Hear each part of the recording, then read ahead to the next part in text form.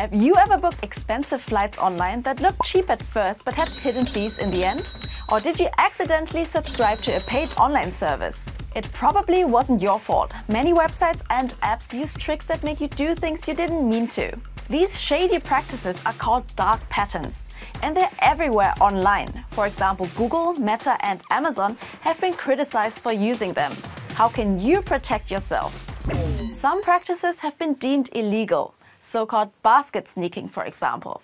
Here, websites secretly put goods in online shopping baskets. This way, users might buy a product they didn't order.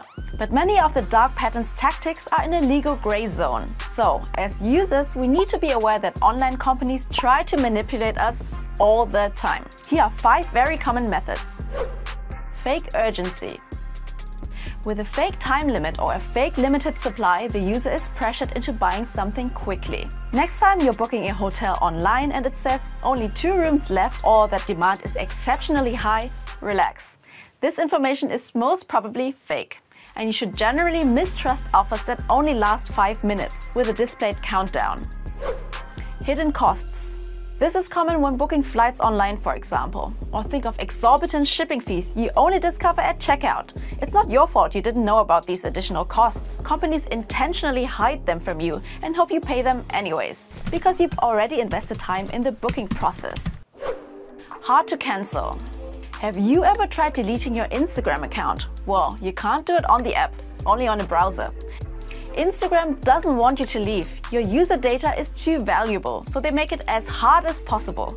Services that are only available via paid subscription use this tactic as well. Comparison prevention. Due to a complex design and only little information, the user can't easily compare products. You've probably seen pages like this one before. They pretend to let you compare offers, when in fact they make it nearly impossible.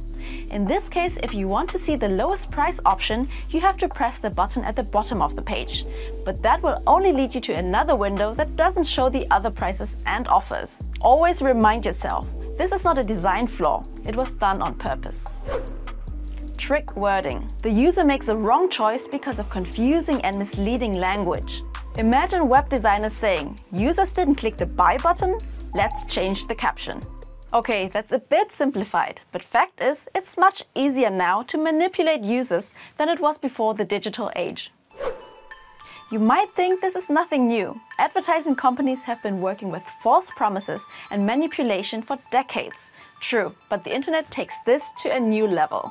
Online retailers can precisely monitor how we behave on their pages and apps, and they can quickly adapt their user interfaces in a way that works best for them.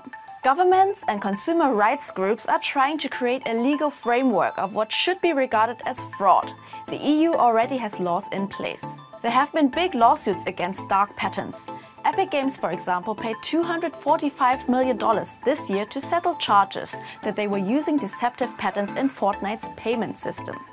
But there's a lot more to be done on an international level to protect users. What dark pattern is the most annoying one for you? And which practices should be forbidden? Let us know in the comments.